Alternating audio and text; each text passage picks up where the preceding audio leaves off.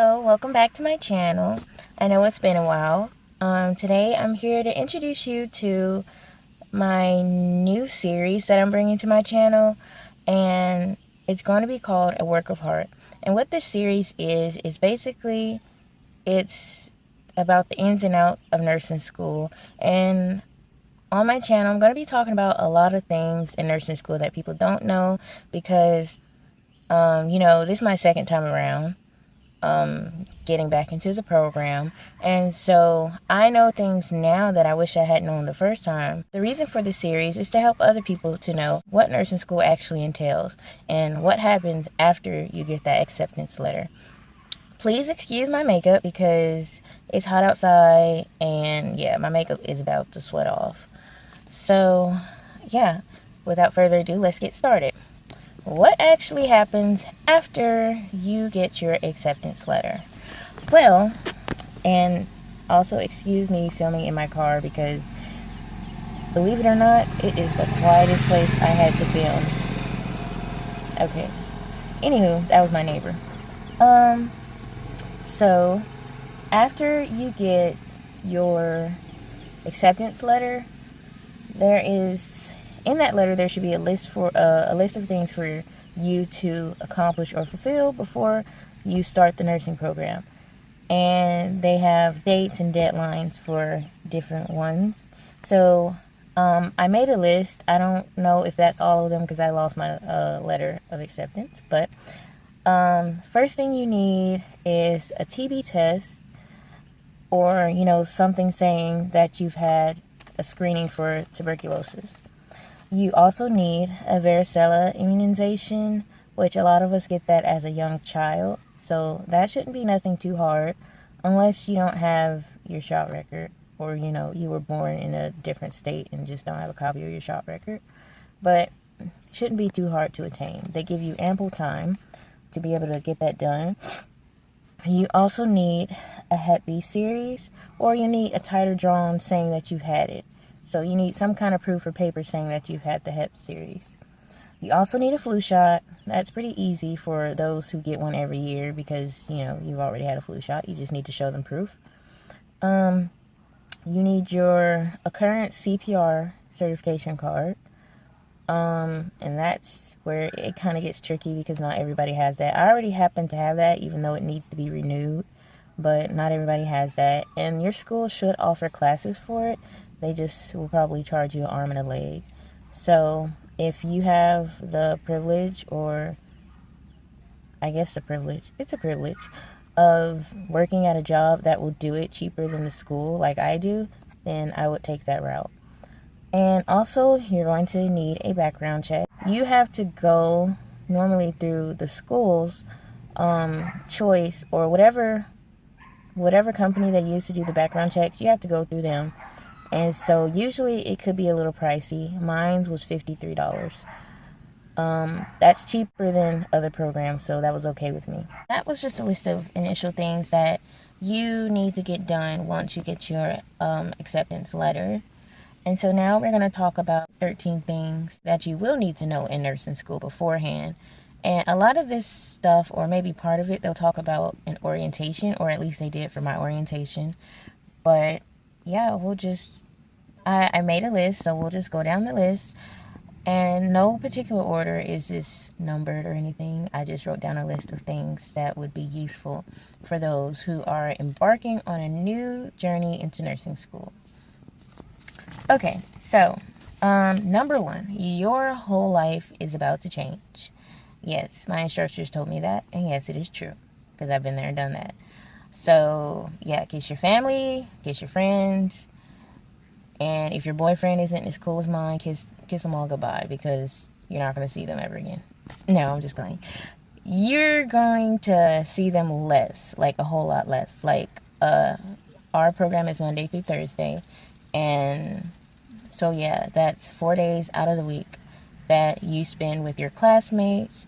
Therefore, your classmates and your teachers become your new family for however long your program lasts, because mine's only lasts a year. So your whole life is about to change. Number 2, make friends with those who have either been in the program before or those who have medical knowledge. Those are going to be, if you're in the LPN program, those are going to be the ones that are like CNAs or, things like that. Or maybe even a phlebotomist, those who already have basic medical knowledge of certain things, because for the first semester, they probably already know what they're doing, because the first semester, it's dealing with mostly CNA stuff, like how to make beds, different things that CNAs do on a daily basis, how to do vital signs, things like that. So make friends with those, because that's going to be helpful to you. And, they've already either been through this before, or they know what, some of the information they already know about. So they're better equipped to help you when the teacher is not able to. Number 3, if at all possible, study ahead of time, because every day or every other day, you're going to have some kind of quiz, either pop quiz, a test, something, to where if you ain't read your book, or you ain't studied or did something to know what's in that book, or to know what are they're going to be talking about, then you're just going to be screwed, because it's like they test all the time in nursing school. And sometimes, you'll be going or listening to a lecture, going through the book, and sometimes it's the next day that you have a test. Sometimes there might be a pop quiz. You never know. So the safest way to cover your butt is to study ahead of time, if you can at all, and if you have time, and you know what needs to be studied, because they give you a schedule or a calendar of everything that's going to be covered. Study ahead of time. Number 4, write down whatever your teacher tells you to write down. If they say, oh, you might want to write this down, where do you think you're going to see that question, or, that specific statement? It's 9 times out of 10 going to be on the test that you're going to be taking. So if your teacher says to write something down, please write it down. I'm not suggesting you take, like a bunch of notes in a notebook, unless it specifically helps you and you already know that you're that kind of person that needs to take notes in a notebook. I'm not that kind of person. My wrists will get tired, and yeah, I'm gonna fall asleep trying to write some notes. So yeah, I don't take notes. I listen, and if I do need to take notes, we're gonna talk about that later, what I do. Number 5. We're on number 5. Okay. Stay peaceable and make peace. Oh, it's a fly. I thought it was a bug. Y'all excuse me. I do not like bugs. Anyways, make peace and be peaceable. You're going to need, at some point, everybody in your class. We're not in high school no more, so we ain't got time for the beef, the drama, he said, she said, none of that. And ain't nobody else got time for it. Make peace with people if it even seems like they have a problem. And if they don't have a problem, just be peaceable. Don't argue. Don't disrespect. We're not children. I think everybody knows how to respect people. And, that's just what should be done. There's no time for immaturity. There's no time to, just to be negative. You have to be peaceable, and you need to make peace if there seems to be a problem, so that you and that other person can better get through the program, and, everything could go smoothly versus there being a problem, because it could affect the care that you eventually will have to give to somebody's patient, and it could make for a negative situation. So don't be argumentative. Don't try to be, I guess what they call it, prideful. Let the pride go. If there's a problem, talk it out. Don't disrespect nobody. And, I think everybody will be fine. I really don't know another way to say this, but stop the drama. If you're a drama maker, stop it. Nobody likes a drama maker. If you're a crybaby, stop it. Nobody likes a crybaby. So, yeah, that's that on that subject. Number 6, be a go-getter. I wish I had been this way the first time around. And I'm actually glad for this reason I get to do it again. Be a go-getter. There's going to be lots of new opportunities for you to do new things that you've never done before. And you're going to be scared out of your freaking mind. and you're going to always look for somebody else to go first so you can kind of test the waters, to see how things are done. Even if you don't know how to do something, your instructors are going to be there to guide you. Somebody's going to be there to help you. So if you have the opportunity to go do something, just do it. Put your Nikes on. Do it. No, really. Do it, because by the end of the program, there's no way you're going to feel like you know everything that you need to know to be a nurse. But at the same time, if you allow yourself to get as much experience under your belt as you can, it will be very helpful when you actually get out into the real world of nursing. You will actually know how to do some things. You won't be having to, you have to train anyway or orientate, but you're not going to be fully dependent on that. So yeah, take the initiative to do things. I know, sorry, my hand is shaking for some reason, so I'm going to have to switch hands that I'm holding the camera with. I know a lot of things are going to be scary because you're doing them for the first time, but honestly, if you get to practice in the lab or something, or you get to practice on a patient or even on your classmate, that time is crucial, because until you graduate, that's really all the time you have to practice before you get to a real person in the medical field. So take advantage of those moments and be a go-getter. Number 7, don't be tardy for the party. This is my area that I need help in. Or I don't need help, I just need to improve in. Don't be late. It disturbs the classroom. Your teachers are not going to like the fact that you're late. And it just, you miss a lot when you're late.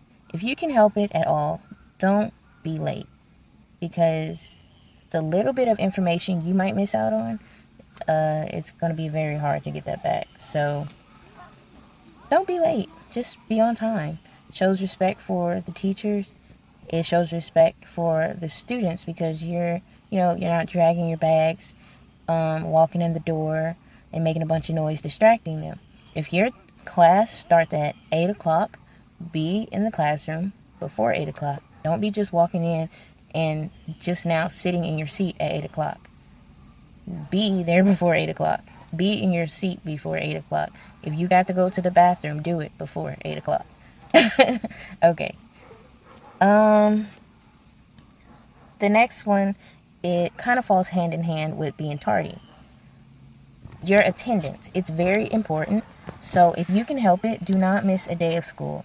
You want to make it as many days to school as you can, because I guarantee you there is going to come a time when you actually need to miss school. But you're not going to be able to do that because you might have wasted too many days on, I'm too tired to get up, or it's too cold outside, or this bed feels so good. Yeah. Make it to school. Do not be absent unless it's in a family emergency. Somebody died. Somebody's going to die. Just come to school. By this point, I've really forgotten what number we're on, because I'm using my phone to record, and it keeps telling me I'm out of space, so I keep having to stop, delete, and record. Anywho, I think we're on number 9, acceptance and tolerance. I had to learn this the hard way. I was a 4.0 student before I got into the nursing program. And then when I got into the nursing program, I became get whatever saves my butt and lets me move on to the next semester type of student. So if you're a 4.0 student, if you're OCD, if you're a perfectionist, kiss it goodbye. Just go ahead and just say goodbye, because it's not going to happen in nursing school. Yeah. And that's the lesson of acceptance and tolerance. Okay. Number 10. Eat as healthy as possible. Some people might not have to worry about this, but as you can see, it's something I need to worry about. You're going to be stressed out. You're going to be having a lot of nights without sleep, and you're going to be limited on time. Time is crucial, so eat as healthy as possible. So you don't come out of school looking like a whale, or blow up like a whale while you're in school, like I did. I'm still working on that. But don't sit down and eat a bunch of junk during class. I know a lot of people are going to be doing it because that's how I got into the habit of doing it. But don't do it. Don't let it be you. Yeah. Take notes in your book. A lot of schools, they buy back their books. I know a lot of people might want to sell their books because they cost so much money, but honestly, you need to do whatever helps you to make it through school. And me, it's writing in my book, because I don't take a bunch of notes, but I take very important notes, like things that are like key points that I need to remember. I'll write it down in my book next to whatever I need to remember it for. So yeah, don't be afraid to take notes in your books. Who cares if you can't sell your books back to the bookstore? Sell them on eBay, sell them to a friend, sell them to somebody else. But don't be afraid to write in your book. Number 12, respect your instructor. You will get a long way if you respect your instructor. I don't care what you don't like about them. I don't care what you don't like about the assignment. Show respect. Do not bash them on social media. I've never done this, but I'm just saying. Don't bash your instructor on social media. Don't put up subliminal messages or statuses, posts. Don't do none of that. It's immature. Just respect your instructor. I don't care if you think they're mean, or maybe they had a bad day one day and so they said something you didn't like. Respect goes a long way. And the teachers or instructors, they can tell which ones are respectful. They can tell which ones are serious and which ones just have issues. So always show respect. The last point number 13. Get organized. If you're not organized yet, naturally by nature, because I'm not, get organized. There's no better time like the other, because I'm telling you, if you're not organized, it will kill you through the program. If you got to be up at 4 or something in the morning, or for me, 2 and 3 o'clock in the morning just to make it to clinicals on time, because clinicals might start at 6:15 or 6:30, have your bag packed the night before. Have duplicates of different things you need, like scissors. Have a couple pairs. Don't just get one pair. Have a couple pairs of uniforms. I know it gets pricey, but have a couple pairs of scrubs, because there might come a time where you oversleep, or where you left something at home or somewhere, but you maybe keep an extra stash in your car, like, an extra watch, because you forgot your watch and you're at clinical and your instructor is going to send you home without it. Yeah. Get organized. Get things ready in advance. Don't procrastinate or wait around till the last minute. I'm telling you, it will kill you. Get organized. It will save your life. I'm not completely organized, but, excuse me. But when it comes to clinicals, I make sure that I have everything ready, because I just don't want there to be no excuse or no problem why I can't participate and why I have to go back and make up the day, or I just have to miss the day. So yeah, you want to make sure you're organized. And yeah, I don't have much time, so trying to get done as soon as possible. That's going to pretty much end this video for today. This is pretty much how my nursing series is going to be. Just giving you guys helpful information that I wish I had when I was first starting out. And if you guys actually found this information helpful, let me know. Comment down below.